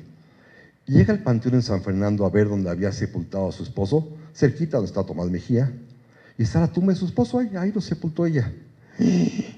¿Y saben quién está a la vuelta? Don Benito, caray. Ahí fueron también a enterrar a don Benito a un lado, casi unos cuantos metros de Miguel Miramón. Ay, no, les dio el patatús. O sea, si eran irreconciliables, si no se soportaban, ¿cómo van a estar tan cerca? Bueno, Concha saca a Miguel Miramón de su tumba. Hoy la tumba en el Panteón de San Fernando está vacía. Cuando vayan a México, vayan, está vacía la tumba. La de Mejía está ocupada, la de Juárez está ocupada, pero la de Miramón está vacía. Lo sacó de ahí porque no podían estar juntos y se lo llevó a Puebla. Hoy está en la Catedral de Puebla. ¿Por qué? Porque era intolerable para ella visitar la tumba de su esposo y tener que pasar por la tumba de Juárez I.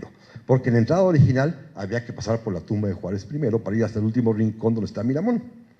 Y esto ella no lo podía tolerar. ¿Cómo que pasar por la de este? Pero Maximiliano está peor, fíjense bien. Lo embalsaman y vayan ustedes a saber.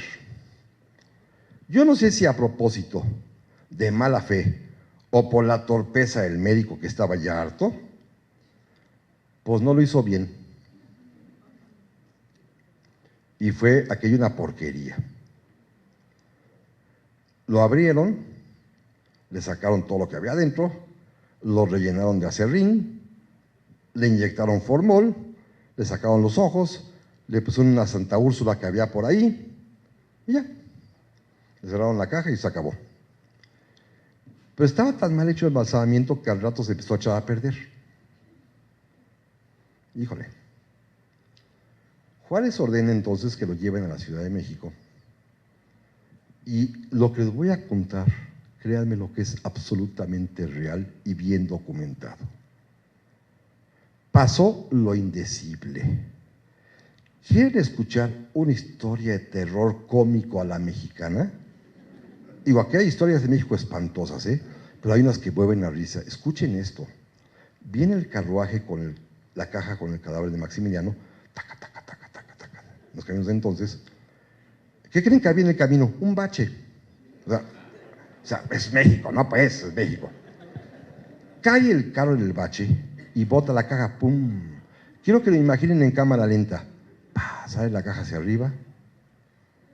En el momento en que va a caer la caja, ya el carromato avanza un poquito.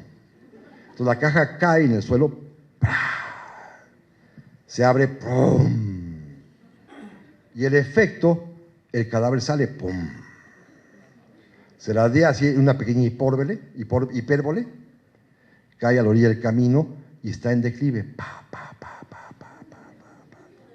Y el cadáver se rueda una pequeña barranquita abajo.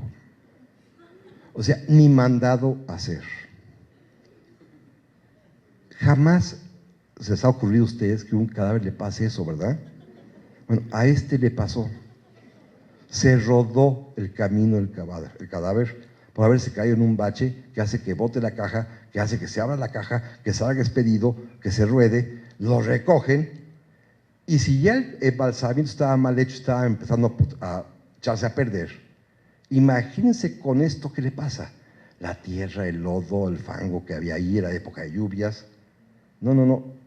Cuando llega a México y el presidente Juárez va a ver el cadáver y dice, pues se espanta y ordena un segundo embalsamamiento. Y el segundo embalsamamiento es tal el grado de deterioro que tiene el cadáver que lo hacen de una manera salvaje, a la egipcia. ¿Saben cómo es a la egipcia? ¿Saben cómo momificaban a las momias allá? No, los lavendas es el último paso. Lo tuvieron que colgar, pero de los pies, cabeza abajo, abrirle las arterias femorales, perdón, desde aquí pues, para que chorreara y escurriera todo y dejarlo como si fuese en un clima especial, como si fuese pierna de jamón serrano. ¿Me explico? Sacarle todo y dejarlo todo enjuto para poder salvar el cadáver que estaba ya a punto de echarse a perder.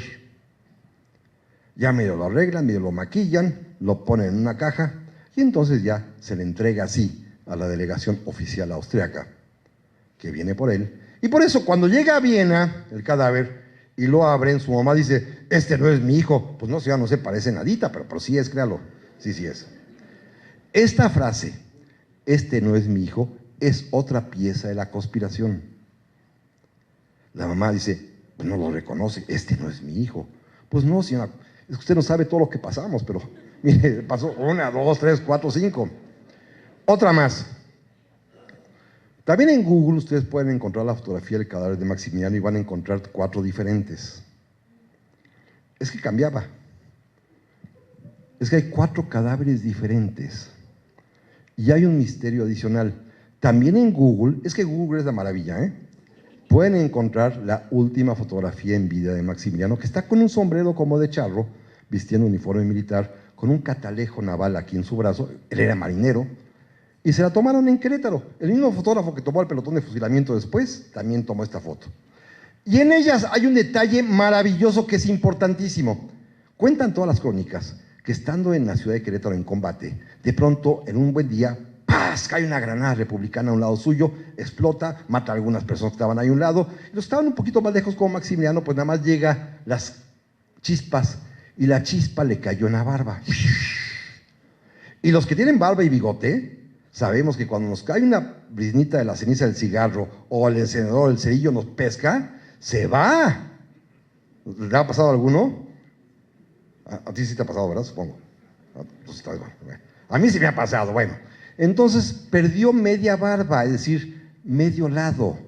¿Se acuerdan que Maximiliano siempre aparece con esta barba prominente, así abierta en 2 pedazos?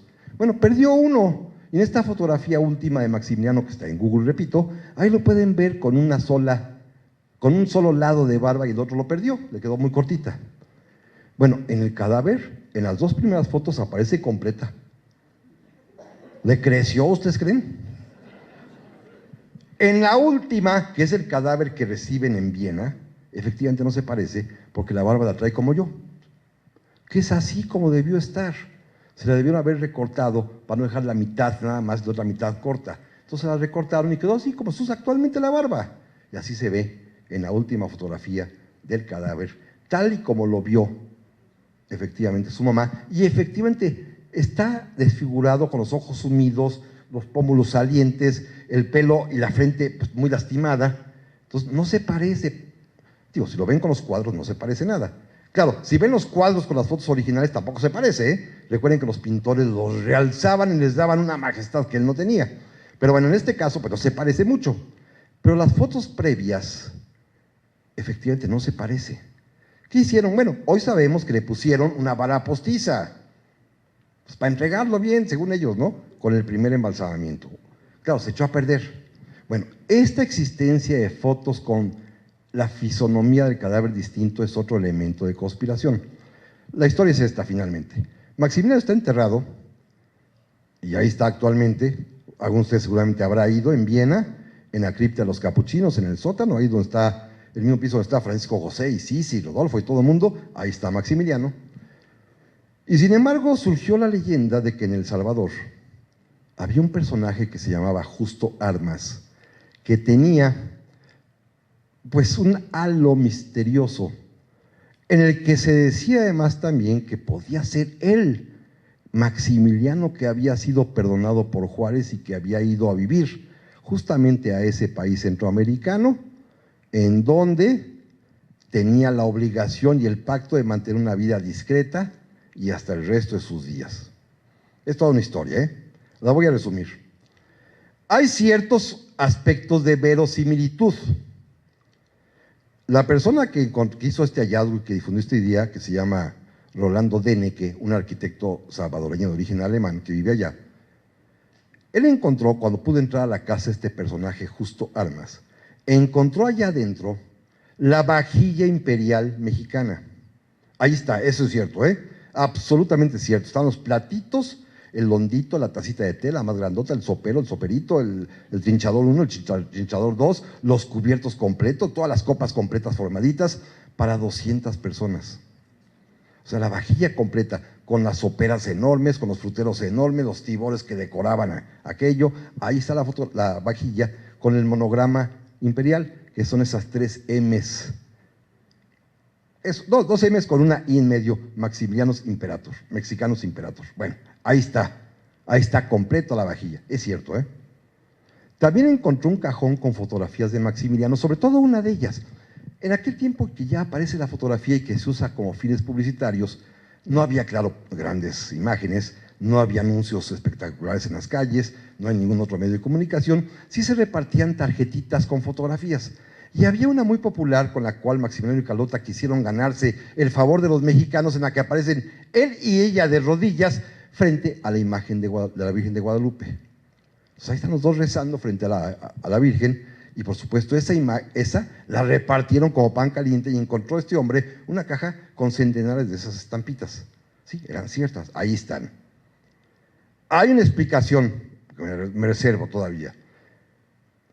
Rolando Deneke dice que ahí vivía este señor Justo Armas, que era experto en protocolos, fiestas, recepciones, que asesoraba al gobierno de El Salvador en cualquier tipo de evento social, que era famoso porque enseñaba a bailar valses a las quinceañeras. O sea, qué típico, ¿no? Como es austriaco, baila el Danubio Azul, que es lo que bailan las quinceañeras. O sea, muy bonita la historia completa, y que de eso vivía, según eso, del protocolo, de enseñar a bailar y de organizar fiestas. Bueno, dice Rolando Deneke también que se dice en El Salvador que en 1916, en plena Primera Guerra Mundial, cuando muere Francisco José, el emperador de Austria, vino una delegación austriaca, se encerró con ese señor en El Salvador y salieron y proclamaron al emperador Carlos, que suponen que este hombre, que es Maximiliano, no quiso ser emperador de Austria. Ok, está bien. Dicen que todavía vivió hasta 1936-37 y que le tocó ver en El Salvador cuando se exhibió la película que les comenté al principio de 1933, donde aparecen Maximiliano y Carlota, esta película mexicana que se llama Juárez y Maximiliano, por supuesto, y donde Carlota es interpretado por esta mujer Medea de Novara, que les decía yo al principio de la plática, y que Maximiliano dijo, Carlota era más bonita. Ok, está bien. Era visca y fea, hoy sabemos, pero bueno, en fin. Pero es parte del mito, ¿no? Y finalmente se murió. Y entonces Rolando Deneke, que es un hombre con mucho dinero, se le ocurrió una puntada maravillosa, que también es cierta, ¿eh? Decidió exhumar los restos mortales de Justo Armas, de este personaje, realizarles un examen de ADN, y ya hecho el examen, para que funcione hay que contrastarlo con alguien, ¿no? Bueno, buscó a los Habsburgo actuales, logró entrevistarse con quien entonces todavía vivía, el famoso archiduque Otto, el heredero de la corona, formalmente hablando, aunque Austria es una república en realidad, el hijo del emperador Carlos, y él, este hombre ya muy anciano, dio permiso para que dos de sus sobrinas nietas, habsburgas por supuesto, les hicieran análisis de sangre, una muestra de sangre, se hiciera el contraste del ADN y resultó cierto. Bueno, 80 y tantos % en una y 70 y tantos % en otra de probabilidad de ser de la misma línea genética. Cierto, ¿eh? Esto es rigurosamente cierto. ¿Es Maximiliano? Vamos al punto contrario. Claro, este hombre se quedó así, ¡wow! Ya lo encontré. Por supuesto, el gobierno austriaco, cuando le pidieron exhumar a Maximiliano para hacer el contraste, a ver qué había dentro, porque dice René que es que en Querétaro abundaban los muertos. Había harto polaco y alemán y prusiano y austriaco y francés. Pues a cualquiera le pones otras barbas y ya es Maximiliano. Había harto muerto ahí. Bueno, el gobierno austriaco, que es muy peculiar, muchos de ustedes seguramente han estado en Viena, y Austria es una república imperial. Son republicanos, pero aman su imperio.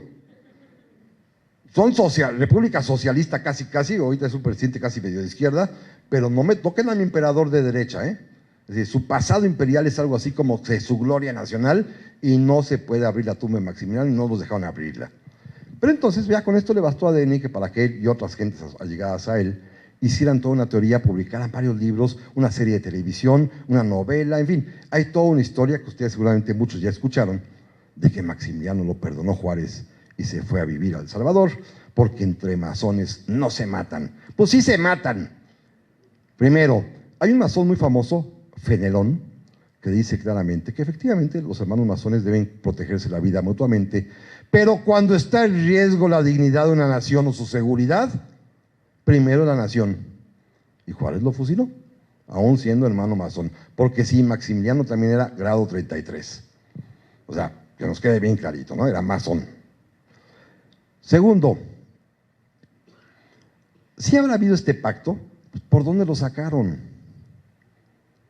Dene que dice que por Tampico, digo, no, ¿en qué barco, no? O sea, hay que tener todo documentado. Lo cual me lleva a los barcos. Cuando Maximiliano quería abdicar, esa que les platiqué en Orizaba, cuando Carlota, no me dejes, no te quedas aquí. Bueno, ese día también, junto con Carlota, mandó sacar del país, en 2 barcos distintos, 2 objetos diferentes. En uno, eso que le importaba mucho a él, su vajilla. Pues sí, eso le gustaba mucho, los platitos, las tacitas, ya saben que, pues, o sea, jugar a la comidita, ¿no? Eso le gustaba mucho, pues, ya saben por qué, finalmente, ¿no? Es que no puedo decirlo porque si no me acusan ante la comisión esta de no discriminación y esas cosas. Pero bueno, y en el otro barco, esto sale, perdón, en un vapor que se llama Mérida, un barco, vapor Mérida. Y en un barco austriaco, una pequeña corbeta, la Dándolo, ahí suben el archivo. Todo su archivo está en Viena actualmente, allá está disponible, pero lo sacaron de México en este barco austriaco. Los 2 barcos salen de Veracruz con diferencia de 3-4 semanas. Primero sale el austriaco con el archivo y segundo después sale el mexicano con la vajilla. En los reportes en el Archivo General de la Nación, en el Registro Náutico Mexicano, ese barco se perdió en Centroamérica en un tifón. Lo agarró un huracán y fue a dar y escoró en algún lugar de Centroamérica y ahí no se hundió, encalló y se despedazó con el tiempo. ¿A dónde llegó? A El Salvador, por supuesto, o a Nicaragua, o Honduras, y esa carga fue a dar a El Salvador. Esto es evidente porque esa vajilla es auténtica y está allí. Tiene su explicación científica. Había un barco que la llevaba y un barco que se pierde y que está registrado que se hunde por un tifón en el Mar Caribe, encallando en la costa centroamericana. Está clarísimo, ese es. No hay problema. En ese mismo barco iba el cajón con las fotos, no hay problema. Eso es cierto. ¿Cuál es el verdadero misterio o la solución del problema?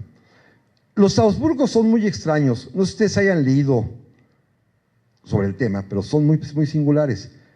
Todos se acuerdan de Sisi Romy Schneider, ¿verdad? ¿Se acuerdan? ¡Qué bonito! No, bueno, aquello es fantástico. Hoy sabemos que era una mendiga, pero lo sabemos hoy. Hay una historiadora austríaca de hace unos 30 años para acá, Brigitte Hamann, que les recomiendo cuando encuentren algún libro de ella, que estudió los Habsburgo y descubrió lo que eran los Habsburgo con prueba documental. Por ejemplo, hoy sabemos que Sisi era canija, no soportaba a su marido. Pero, a ver, una cosa es no soportar al marido y otra es dejar de ser la emperatriz, porque, a ver, hay niveles, ¿no? Para locuras, Lady Di. Las demás se portan de otra manera porque no es lo mismo ser la esposa de Dodik, hay niveles. Entonces sí, no iba a dejar nunca a su marido, pero andaba con su oficial, el capitán inglés, no me acuerdo su nombre ahorita, que le enseñaba equitación. Era su amante para arriba y para abajo y con él vivía en Corfú, en su casa que se hizo. Pero era tan comprensiva que le consiguió la amante a Francisco José, a doña Catherine Schatt. Y hoy van ustedes a Austria y hay las biografías de Catherine Schatt, las fotografías, las pruebas, las actas de nacimiento de los niños, todos los bastarditos de Francisco José que tuvo con su verdadera esposa, aunque no la legítima, la que le consiguió la misma Sisi que Sisi controlaba, lo cual es muy, muy, muy interesante, ¿no?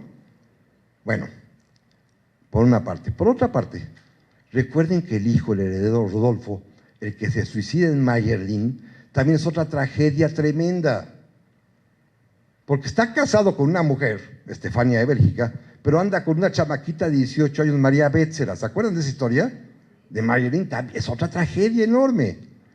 Bueno, los Habsburgo están llenos de estas tragedias como la propia de Maximiliano y Carlota.